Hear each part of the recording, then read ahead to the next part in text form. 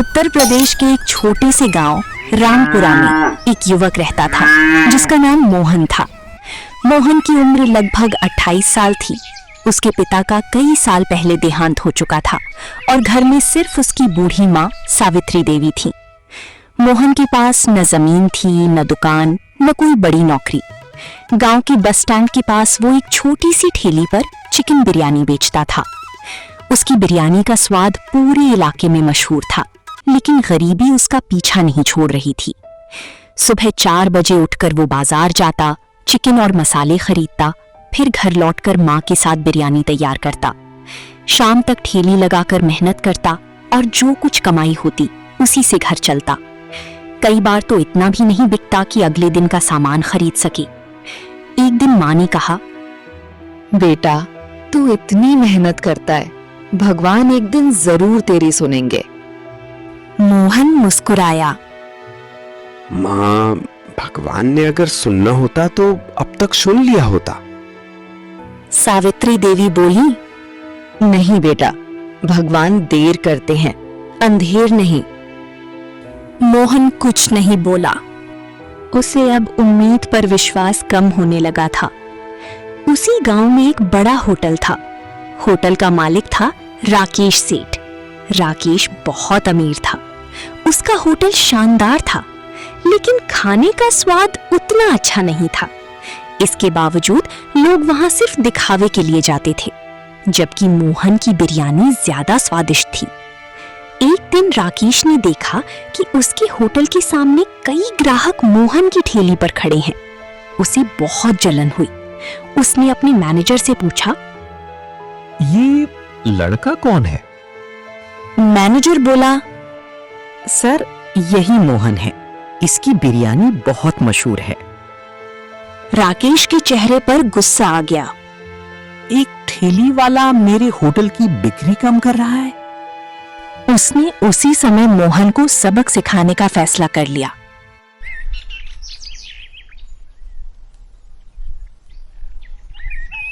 अगले दिन राकेश ने नगर पंचायत के कुछ भ्रष्ट कर्मचारियों को पैसे दिए।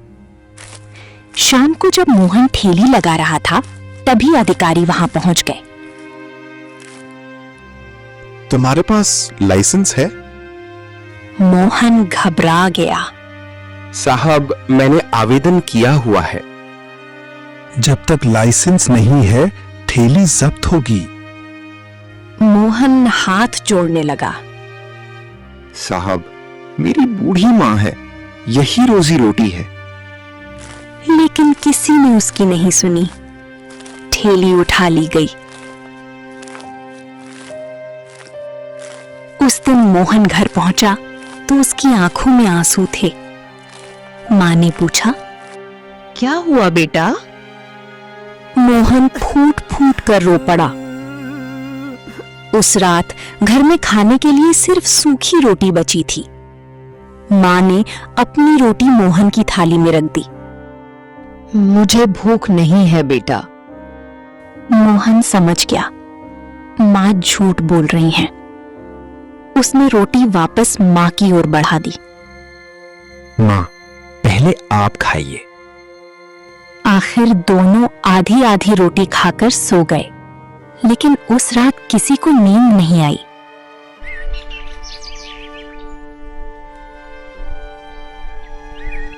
अगली सुबह गांव के कुछ लोग मोहन के घर आए। उनमें किसान, मजदूर और रिक्शा चालक थे। एक बुजुर्ग बोले, मोहन बेटा, तेरी बिरयानी से हमारा पेट भरता था। दूसरे आदमी ने कहा, तू फिर से काम शुरू कर। सबने मिलकर चंदा इकट्ठा किया। शाम तक 15,000 रुपए इकट्ठा हो गए। मोहन की आंखें भर आईं। उसे पहली बार महसूस हुआ कि दुनिया में अच्छे लोग अभी भी मौजूद हैं। कुछ दिनों बाद मोहन ने नई ठेली खरीद ली। उसने पहली से भी बेहतर बिरयानी बनानी शुरू की।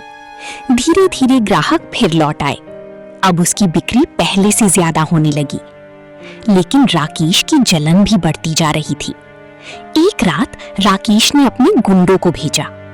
गुंडों ने मोहन की ठेली तोड़ दी, सारा सामान सड़क पर फेंक दिया। सुबह जब मोहन पहुंचा तो उसके पैरों तले जमीन खिसक गई। उसकी महीनों की मेहनत बर्बाद हो गई। मोहन वहीं बैठकर रोने लगा। गांव वालों को जब घटना का पता चला तो सब इकट्ठा हो गए। एक बुजुर्ग महिला बोली, जिसने भी ये किया है उसे भगवान कभी माफ नहीं करेंगे। इस बार लोगों ने सिर्फ पैसे ही नहीं दिए, किसी ने लकड़ी दी, किसी ने बर्तन दिए, किसी ने गैस सिलेंडर दिया, किसी ने नया तिरपाल दिया। मोहन का हौसला वापस आ गया। एक दिन शहर से आया एक यूट्यूबर मोहन की ठेली पर बिरयानी खाने पहुंचा। उसने वीडियो बनाई। वीडियो का शीर्षक था, गरीब चिकन बिरयानी वाले का स्वाद बड़े बड़े होटलों को मात देता है। वीडियो वायरल हो गई। लाखों लोगों ने वीडियो देखी। हर तरफ मोहन की चर्चा होने लगी। अब दूर दूर से लोग मोहन की बिरयानी खाने आने लगे।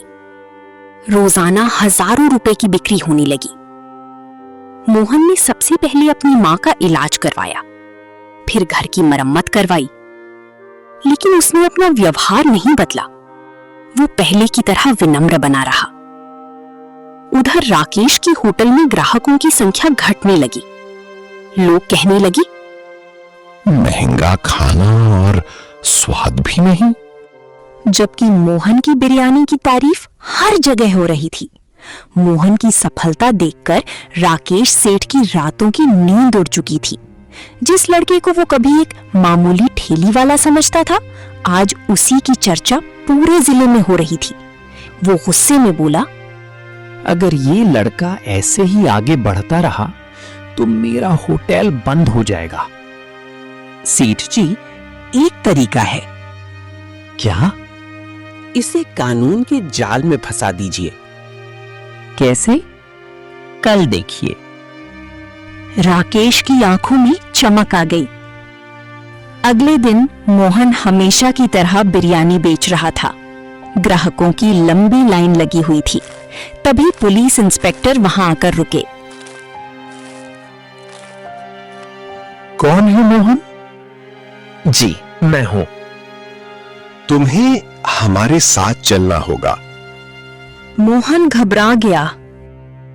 लेकिन क्यों साहब? इंस्पेक्टर ने कड़क आवाज में कहा, तुम्हारी बिरयानी में खराब मांस इस्तेमाल होने की शिकायत मिली है। मोहन के होश उड़ गए। नहीं साहब, मैं ऐसा कभी नहीं कर सकता। लेकिन किसी ने उसकी एक न सुनी। सावित्री देवी दौड़ते हुए वहां पहुंची। साहब, मेरा बेटा निर्दोष है। इंस्पेक्टर बोला, जांच पूरी होने तक कुछ नहीं कह सकते। बूढ़ी मां बैठकर रोती रही। पूरा गांव परेशान था। सब जानते थे कि मोहन ऐसा नहीं कर सकता। 2 दिन बाद लैब रिपोर्ट आई। रिपोर्ट में साफ लिखा था, बिरयानी पूरी तरह सुरक्षित थी। किसी तरह की कोई गड़बड़ी नहीं मिली। अब पुलिस को समझ आ गया कि शिकायत झूठी थी। मोहन को तुरंत छोड़ दिया गया। जब वो घर पहुंचा तो मां उसे देखकर रो पड़ी। मां, मैं वापस आ गया। मोहन समझ चुका था कि ये सब राकेश का खेल था। कुछ दिनों बाद एक लग्जरी कार गांव में आकर रुकी। उसमें से एक बड़े बिजनेसमैन उतरे। नाम था अर्जुन मल्होत्रा। उन्होंने YouTube पर मोहन की कहानी देखी थी। अर्जुन ने मोहन की बिरयानी खाई। पहला निवाला खाते ही वो मुस्कुरा दिए। कमाल है। तुम्हें पता है, तुम्हारी बिरयानी किसी बड़े शहर के 5 सितारा होटल से कम नहीं। मोहन ने विनम्रता से कहा। धन्यवाद सर। अर्जुन कुछ देर सोचते रहे, फिर बोले, क्या तुम मेरे साथ साझेदारी करोगे? मोहन हैरान रह गया। अर्जुन ने प्रस्ताव रखा। मैं निवेश करूंगा, तुम स्वाद और गुणवत्ता संभालो। हम मिलकर बड़ा रेस्टोरेंट खोलेंगे। मोहन को विश्वास नहीं हो रहा था। वो घर पहुंचा और मां को सब बताया। सावित्री देवी की आंखों में खुशी के आंसू आ गए। मैंने कहा था ना बेटा, भगवान देर करते हैं, अंधेर नहीं। कुछ महीनों बाद शहर में पहला रेस्टोरेंट खुला, मोहन बिरयानी हाउस। रेस्टोरेंट खुलते ही भीड़ उमड़ पड़ी, लोग घंटों लाइन में खड़े रहते। सोशल मीडिया पर तस्वीरें वायरल होने लगी, फूड ब्लॉगर्स तारीफ करने लगे। कुछ ही महीनों में रेस्टोरेंट शहर का सबसे लोकप्रिय बिरयानी पॉइंट बन गया। मोहन की मेहनत आखिर रंग ला रही थी। एक शाम सावित्री देवी रेस्टोरेंट में बैठी थीं। उन्होंने मोहन को बुलाया। बेटा, जी माँ। आज तेरे पिता होते तो बहुत खुश होते। मोहन की आंखें नम हो गईं। माँ, ये सब आपकी दुआओं की वजह से हुआ है। सावित्री देवी मुस्कुराई। अब मेरा एक और सपना है। क्या? गांव के गरीबों के लिए कुछ करना। मोहन ने उसी समय फैसला कर लिया। उसने गांव में एक योजना शुरू की। हर दिन 100 गरीब लोगों को मुफ्त खाना दिया जाने लगा। किसी से कोई पैसा नहीं लिया जाता था। भूखे मजदूर, बुजुर्ग और अनाथ बच्चे वहां खाना खाते। धीरे धीरे ये पहल पूरे जिले में प्रसिद्ध हो गई। लोग मोहन को सिर्फ बिजनेसमैन नहीं बल्कि गरीबों का मसीहा कहने लगे। उधर राकेश का होटल लगातार घाटे में जा रहा था। कर्ज बढ़ता जा रहा था। ग्राहक लगभग खत्म हो चुके थे। एक दिन बैंक के अधिकारी होटल पहुंचे। सेठ जी, आपका कर्ज बहुत बढ़ चुका है। कुछ महीनों बाद होटल नीलाम हो गया। राकेश सड़क पर आ गया। जिस आदमी ने दूसरों को गिराने की कोशिश की थी, आज खुद गिर चुका था।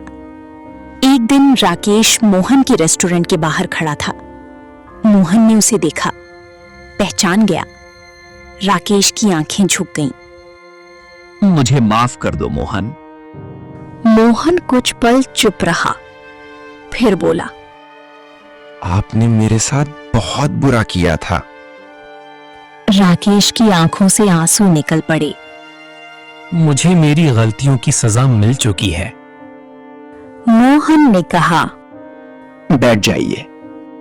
राकेश हैरान रह गया। मोहन ने अपने स्टाफ से कहा, एक प्लेट स्पेशल चिकन बिरयानी लेकर आओ।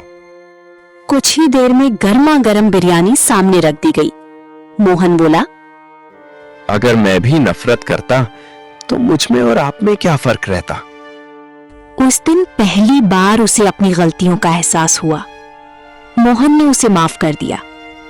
एक सुबह मोहन अपनी मां के साथ गांव के उसी पुराने बस स्टैंड पर पहुंचा। वही जगह जहां कभी उसकी छोटी सी ठेली लगती थी।